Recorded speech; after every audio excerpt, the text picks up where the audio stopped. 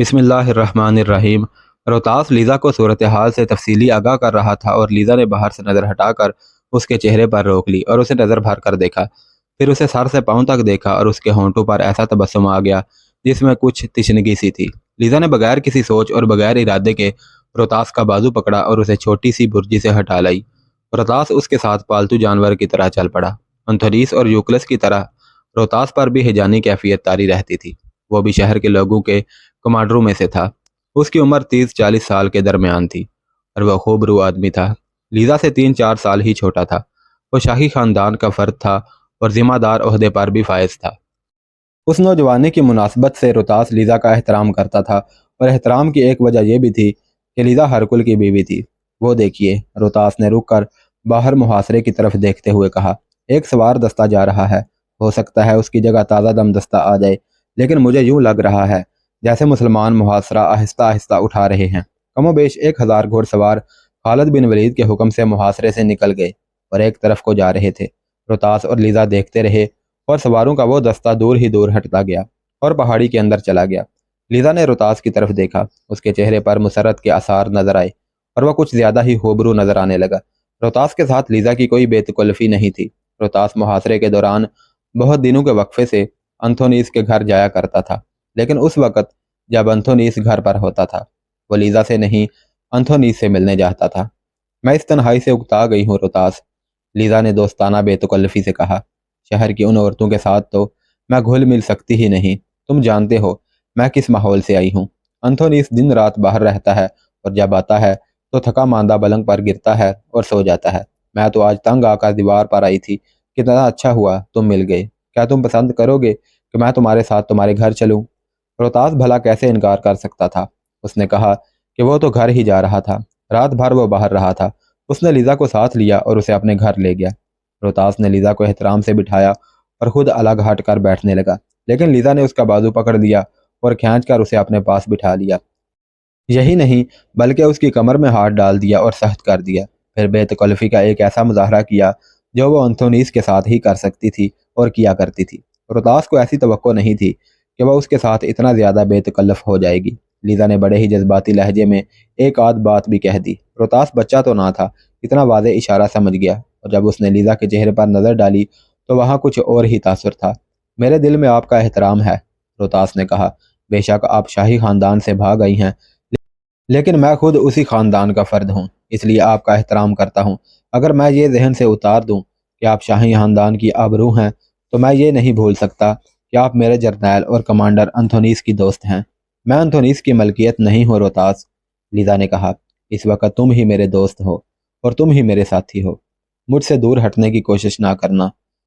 اس وقت میں ہرکل کی بیوی بھی نہیں اور انتھونیس کی دوست بھی نہیں۔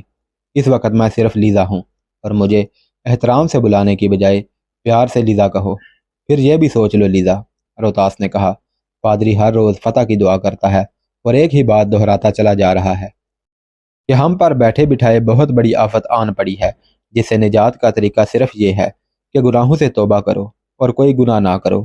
میں سراپے گناہ ہوں، لیزا نے کہا۔ ایران کے شاہی خاندان سے ایک بڑا ہی حسین گناہ بن کر ہرکل کے شاہی خاندان میں آئی تھی، لیکن اس گناہ میں ناکام رہی، اور جب شاہ ہرکل نے میرے ساتھ شادی کر کے تھوڑے ہی عرصے بعد حرم میں پھینک دیا تو میں نے ایک اور گناہ کیا۔ لیزا نے جذبات سے مغلوب ہو کر روتاس کو تفصیل سے سنایا کہ اس نے انتھونیس کو کس طرح اپنی تسکین کا ذریعہ بنایا تھا اور کس طرح اس کے ساتھ یہ دوستی در پردہ نبھاتی رہی۔ اس نے اس راز سے بھی پردہ اٹھا دیا کہ یوکلس ہرکل کا نہیں انتھونیس کا بیٹا ہے۔ تم غلط سمجھ رہے ہو، لیزا نے کہا۔ تم یہ سمجھتے رہے کہ میں بھی انتھونیس کے اس عزم میں شامل ہوں کہ ہم شام میں یسوع مسیح کی سلطنت قائم کریں گے۔ انتھونیس بھی یہی سمجھتا ہے کہ میرا بھی یہی عزم ہے، لیکن روتاس، میں تمہیں سچ بتاتی ہوں کہ میں اپنے اکلوتے بیٹے یوکلس کو ہرکل اور اس کے بیٹے قسطنطین کے ہاتھوں سے قتل ہونے سے بچانے کے لیے انتھونیس کے ساتھ آ گئی۔ لیزا نے روتاس کو یہ بھی بتا دیا کہ ہرکل اور قسطنطین یوکلس کو قتل کروانا چاہتے تھے، لیکن انتھونیس نے بروقت دیکھ لیا اور قاتلوں کو قتل کر ڈالا۔ لیزا نے یہ واقعہ بھی روتاس کو تفصیل سے سنایا اور کہا کہ انتھونیس بھی اس وجہ سے بھاگ آیا ہے کہ یوکلس اس کا اپنا بیٹا ہے، اور دوسرا یہ کہ ہرکل انتھونیس کو بھی قتل کروا دے گا۔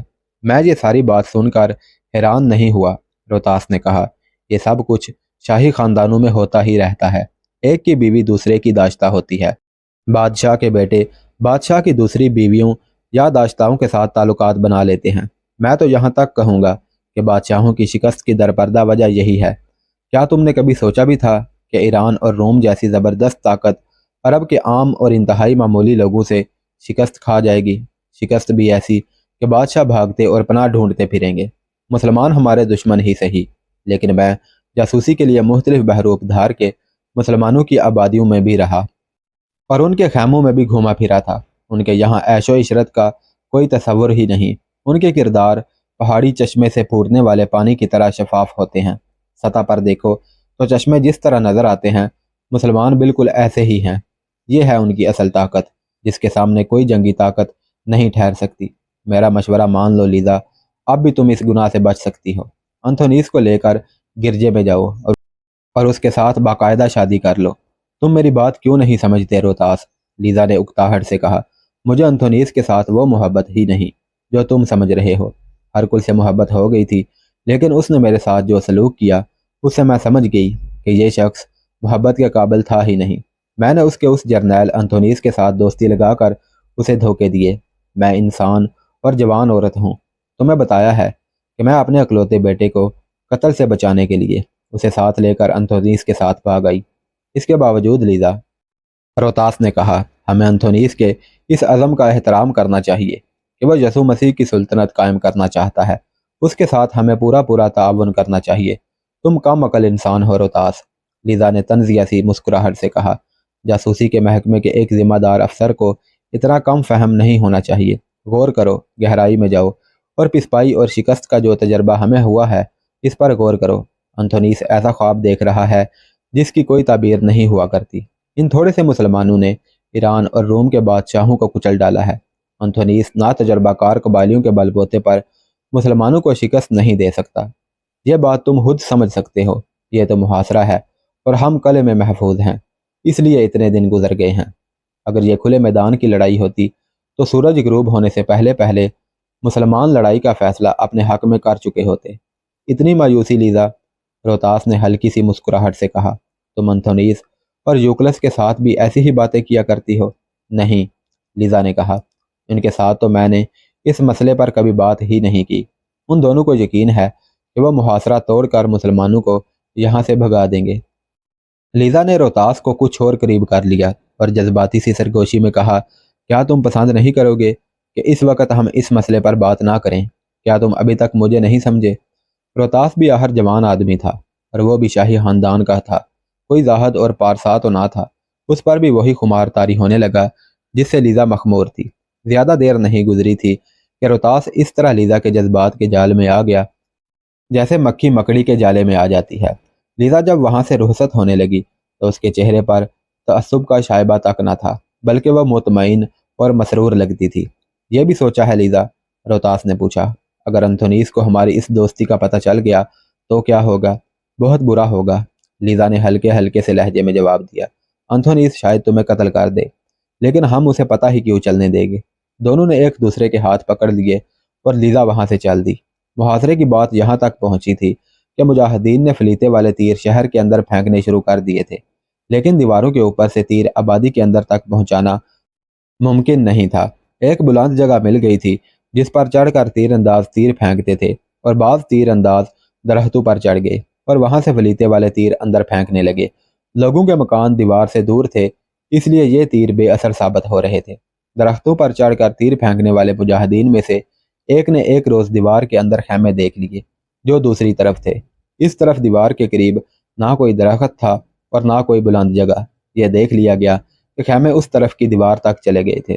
پہلے بیان ہو چکا ہے کہ مختلف قبیلوں کے عیسائی پناہ گزینوں کے روپ میں داخل ہوتے رہے تھے اور وہ ہتھیار چھپا کر اپنے ساتھ لے جاتے تھے۔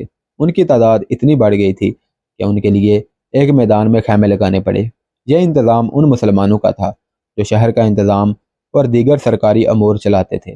دیکھتے ہی دیکھتے خیموں کی ایک بستی آباد ہو گئی جن میں قبائلیوں کے پورے کنبے رہائش پذیر ہو گئے۔ خیموں کو دیکھنے والے مجاہد نے یہ بات سالاروں تک پہنچا دی اور انہیں بتایا کہ اس طرف اگر تیر پھینکے جائیں تو دیوار کے اوپر سے ہوتے ہوئے یہ تیر خیموں کے اوپر گریں گے۔ خالد بن ولید اور ایاز بن غنم رضی اللہ تعالیٰ عنہ خود اس درخت تک گئے جس پر چڑھ کر اس مجاہد نے خیمے دیکھے تھے۔ دونوں سالاروں نے کچھ اور اوپر چڑھ کر خیمے دیکھے۔ وہاں سے خیموں کے صرف اوپر کے حصے نظر آتے تھے کیونکہ درمیان میں شہر کے مکان حائل تھے۔ خدا کی قسم، ابن غنم خالد بن ولید نے پرمسرت لہجے میں ایاز بن غنم سے کہا، ہم شہر میں دہشت پھیلا سکتے ہیں۔ اگر ہم شہر میں خوف و ہراس پیدا کرنے میں کامیاب ہو گئے تو سمجھو ہم نے آدھی فتح حاصل کر لی ہے۔ سپہ سالار ایاز بن غنم نے کہا، اللہ کے فضل و کرم سے آخر فتح ہماری ہوگی۔ شہر میں کوئی فوج نہیں، شہریوں کا ہجوم ہے۔ میرے دماغ میں ہی ایک ترکیب آتی ہے کہ ان لوگوں کو یہ دھوکہ دیا جائے کہ ہم محاصرہ اٹھا رہے ہیں، لیکن محاصرہ فوراً نہ اٹھایا جائے، سواروں کے ایک دو دستے یہاں سے ہٹا دیے جائیں، پھر اپنی سرگرمیاں بھی روک دی جائیں تاکہ شہر کے لوگ یہ سمجھ لیں کہ ہم محاصرے کی کامیابی سے مایوس ہو گئے ہیں۔ سالار ایاز بن غنم رضی اللہ تعالیٰ عنہ نے یہ بات درخت سے اتر کر کہی تھی۔ خالد بن ولید رضی اللہ تعالیٰ عنہ گھوڑے پر سوار ہوتے ہوتے رک گئے اور پاؤں رکاب سے نکال کر اس کی طرف دیکھنے لگے۔ ان کے چہرے پر ایسا تاثر آ گیا تھا جیسے انہیں یہ مشورہ اچھا لگا ہو۔ خدا کی قسم، ابن غنم خالد بن ولید نے ایاز کے کندھے پر ہاتھ مار کر کہا، تم نے مجھے ایک روشنی دکھا دی ہے، آؤ کہیں بیٹھ کر سوچتے ہیں کہ ہم انہیں یہ دھوکہ کس طرح دے سکتے ہیں۔ خالد بن ولید نے ایک کارروائی یہ کی کہ درختوں سے اور بلند جگہ سے تیر اندازوں کو ہٹا لیا اور انہیں اپنے ساتھ لے گئے۔ وہ جب شہر کی اس طرف پہنچے جس طرف خیمے تھے تو انہوں نے تیر اندازوں کو بتایا کہ اب وہ فلیتے والے تیر کس طرح پھینکیں۔ آگ والے ان تیروں کی کمی نہیں تھی۔ تیر اندازوں کو دیوار سے اتنی دور کر دیا گیا جہاں تک دیوار سے آنے والے تیر ان تک نہیں پہنچ سکتے تھے۔ فلیتے والے تیر آ گئے اور تیر اندازوں نے کمانوں میں ڈال ڈال کر یہ تیر پھینکنے شروع کر دیے۔ دو گھوڑ سوار تیر اندازوں نے یہ کارنامہ کر دکھایا کہ کسی بڑے کے حکم کے بغیر گھوڑوں کو ایڑ لگا دی اور دیوار کے قریب جا کر دوڑتے گھوڑوں سے تیر اندر پھینکے۔ شہریوں نے دیوار پر سے ان پر تیروں کی بوچھاڑیں بھی کی، لیکن اللہ نے انہیں محفوظ رکھا۔ انہوں نے گھوڑے کہیں روکے نہیں تھے۔ ان کی دیکھا دیکھی تھوڑی تھوڑی دیر بعد ایک یا دو گھوڑ سوار تیر انداز اپنے گھوڑے دوڑاتے اور دوڑتے گھوڑوں سے اندر تیر پھینک جاتے تھے۔ دیوار سے جو تیر اندازی ہو رہی تھی وہ اور تیز اور شدید تر ہو گئی۔ اس میں سے بچ نکلنا بہت ہی مشکل تھا۔ تین چار گھوڑ سوار تیروں کا نشانہ بن گئے تو ایاز بن غنم نے باقی گھوڑ سواروں کو روک دیا کہ وہ اتنا خطرہ مول نہ لیں۔ کسی اور گھوڑ سوار تیر انداز کو دیوار کے قریب جانے کی ضرورت ہی نہیں رہی، کیونکہ دیوار پر جو عیسائی تیر انداز تیر پھینک رہے تھے ان میں سے کسی نے بڑی بلند آواز سے کہا کہ خیموں کو آگ لگ گئی ہے۔ اس کی اس گھبرائی ہوئی پکار کی تصدیق دھوئیں نے کر دی جو دیوار کی اور سے اوپر اٹھ رہا تھا اور اوپر ہی اوپر اٹھتا چلا جا رہا تھا۔ یہ دھواں بڑی تیزی سے پھیلتا اور گھنا ہوتا جا رہا تھا۔ ان خیموں میں رہنے والوں کی چیخو پکار باہر بھی سنائی دینے لگی۔ خیمے بہت ہی زیادہ تھے اور ایک دوسرے کے بالکل قریب قریب لگے ہوئے تھے۔ ایک جلتا ہوا خیمہ دائیں بائیں والے خیمے کو جلا رہا تھا اور آگ بڑی تیزی سے پھیلتی جا رہی تھی۔ مورخین نے لکھا ہے کہ جلتے ہوئے خیموں میں سے نکلنے والوں میں سے اکثر کے کپڑوں کو آگ لگی ہوئی تھی، کہیں ایک تو نکل بھی نہ سکے اور زندہ جل گئے۔ دیوار پر جو عیسائی کھڑے تیر اور برچیاں پھینک رہے تھے وہ ایسے گھبرائے کہ وہاں سے دوڑ پڑے اور خیموں کی آگ بجھانے کے لیے نیچے اترے۔ دیوار کا ہاسا حصہ خالی ہو گیا۔ مجاہدین دو رسے لے کر دیوار تک پہنچے اور کمندیں دیوار پر پھینکی۔ کمندیں بالکل صحیح جگہوں پر پہنچ کر اٹک گئیں تو مجاہدین رسوں پر چڑھنے لگے، لیکن دائیں اور بائیں سے ان پر تیروں کی بوچھاڑ آنے لگی۔ پیچھے والے بہت سے مجاہدین دوڑتے ہوئے آگے گئے اور دیوار والے تیر اندازوں پر تیر چلانے شروع کر دیے۔ بہت سے عیسائی تیر انداز تیروں کا نشانہ بنے اور دو تین دیوار کے باہر بھی گرے، لیکن وہ اپنا کام کر چکے تھے، وہ یہ کہ رسوں پر چڑھنے والے مجاہدین کے جسموں میں کئی کئی تیر اتر گئے تھے اور وہ رسوں سے نیچے آ پڑے تھے۔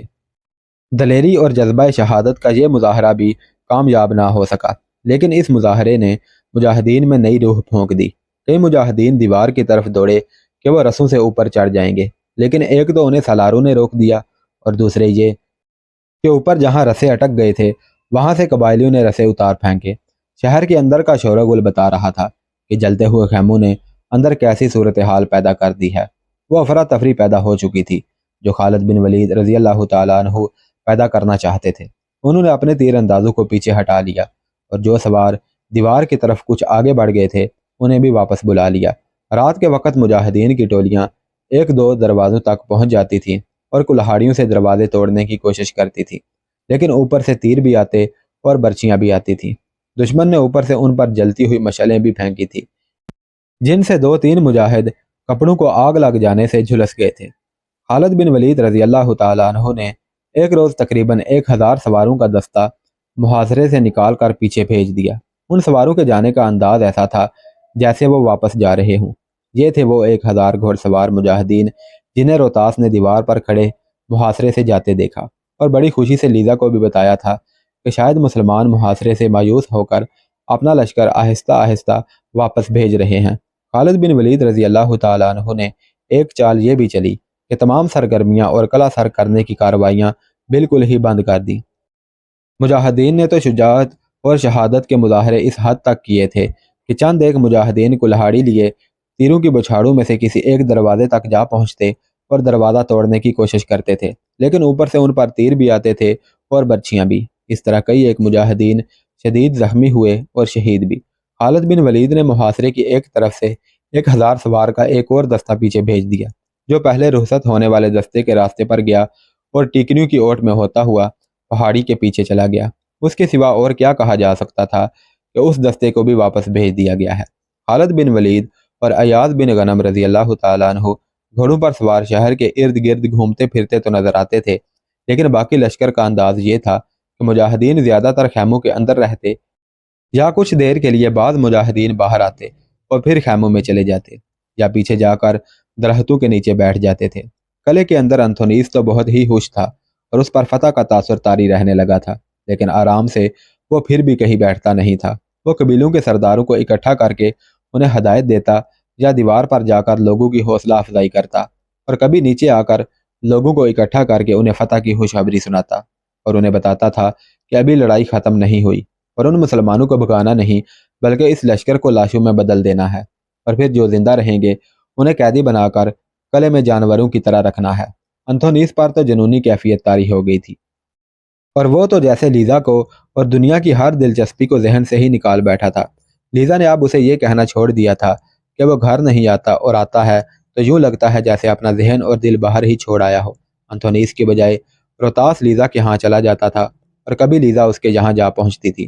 یوکلس پر تو ایسی جذباتیت غالب آ گئی تھی کہ وہ ماں سے جیسے لا تعلق ہی ہو گیا تھا، اور اسے کھانے پینے کا بھی ہوش اور احساس نہیں رہتا تھا۔ اس داستان کو ہم کچھ دن پیچھے اس مقام پر لے چلتے ہیں جہاں مسلمانوں کے پھینکے ہوئے فلیتے والے تیروں نے اندر خیموں کی بستی کو آگ لگا دی تھی۔ خیموں میں رہنے والوں کا قیامت خیز شور و غل باہر بھی سنائی دے رہا تھا، لیکن شہر کے اندر جو قیامت برپا ہو گئی تھی وہ مجاہدین کو نظر نہیں آ رہی تھی۔ خیموں کی یہ وسیع و عریض بستی شعلوں میں بدل گئی تھی۔ عورتیں، بچے اور وہ لوگ جو بر وقت نکل نہ سکے زندہ جل رہے تھے۔ شہر کے لوگ گھروں سے نکل آئے اور کنویں سے پانی نکال نکال کر خیموں پر پھینکنے لگے، لیکن آگ سے ان خیموں کو جو ابھی بچے ہوئے تھے بچانا ممکن نظر نہیں آ رہا تھا۔ شہر کے لوگوں پر خوف و ہراس طاری ہو گیا۔ اتنی اونچی جانے والے شعلوں کی دہشت معمولی نہیں ہوا کرتی جسے انسان برداشت کر لیتے۔ کچھ خیمے بچا تو لیے گئے، لیکن وہاں خیموں کو نہیں بلکہ انسانوں کو بچانا تھا۔ وہی بچ سکے جو بر وقت نکل گئے تھے۔